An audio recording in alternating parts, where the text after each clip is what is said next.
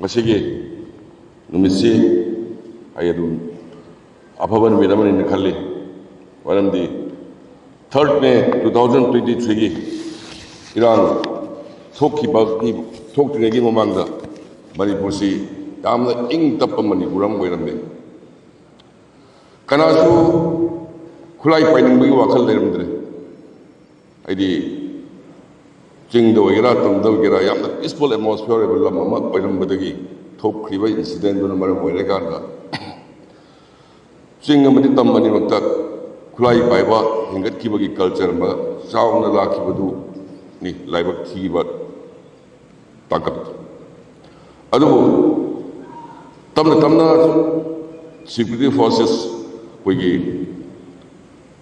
central forces ꯑꯃꯗꯤ state force state police ꯄꯨꯟꯅ ꯉꯁꯤ ꯐꯥꯎꯕꯗ ꯏꯔꯥꯡ ꯊꯣꯛꯈ꯭ꯔꯕꯒꯤ ꯃꯇꯨꯡꯗ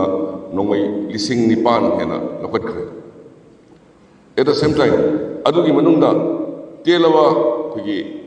4 ꯐꯦꯕ꯭ꯔꯨꯋꯥꯔꯤꯗ ꯁꯦꯝꯃꯅꯤ ꯑꯩꯈꯣꯏ ꯁꯔꯀꯥꯔ ꯑꯅꯧꯕꯁꯦ ꯇꯦꯜꯂꯕ ꯁꯔꯀꯥꯔꯒꯤ ꯊꯥ 5ꯒꯤ ꯃꯇꯝꯁꯤꯗ ꯅꯣꯡꯃꯩ 1,100 ꯃꯗꯨꯗ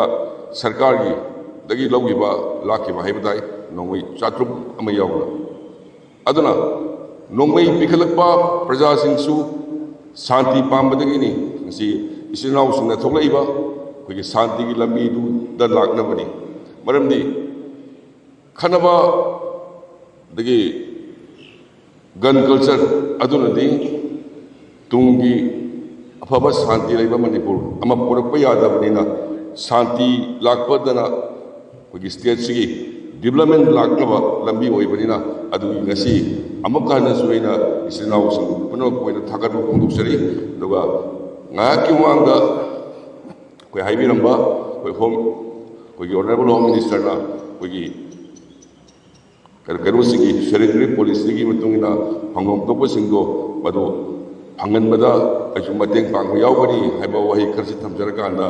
ꯑꯩ ꯁ꯭ꯋꯥꯏꯒꯤ ꯃꯇꯥꯡꯁꯤ ꯊꯝꯖꯔꯤ ꯂꯣꯏꯅꯅ ꯀꯟꯐ꯭ꯂꯤꯛ ꯃꯇꯝꯗꯨꯗ ꯁꯦꯟꯇ꯭ꯔꯦꯜ ꯐꯣꯔꯁꯁꯤꯡꯅ ꯁ꯭ꯇꯦꯠ ꯐꯣꯔꯁꯅ ꯂꯧꯈꯤꯕ ꯁꯥꯟꯇꯤ ꯍꯟꯖꯟꯅꯕ ꯂꯧꯈꯤꯕ ꯔꯦꯁꯄꯣꯟꯁꯤꯕꯤꯂꯤꯇꯤ ꯃꯌꯥꯝ ꯁꯤꯡꯊꯥꯅꯤꯡꯉꯥꯏꯅꯤ ꯃꯔꯨꯑꯣꯏꯅ ꯁꯦꯟꯇ꯭ꯔꯦꯜ ꯐꯣꯔꯁꯁꯤꯡ ꯑꯁꯥꯝ rifles BSF and Indian Army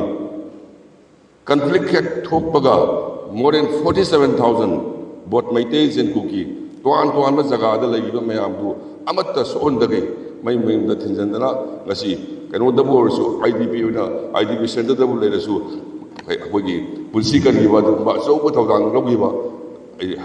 central ꯐꯣꯔꯁꯁꯤꯡ ꯑꯁꯥꯝ ꯔꯥꯏꯐꯜꯁꯤꯡ BSFꯁꯤꯡ CRPFꯁꯤꯡ ꯑꯩ ꯄꯨꯝꯅꯃꯛꯄꯨ ꯂꯣꯏꯁꯤꯟꯖꯕ ꯑꯣꯏꯅ ꯊꯥꯒꯠꯄ ꯐꯣꯡꯗꯣꯛꯆꯔꯤ ꯖꯥꯏ ꯍꯤꯟꯗ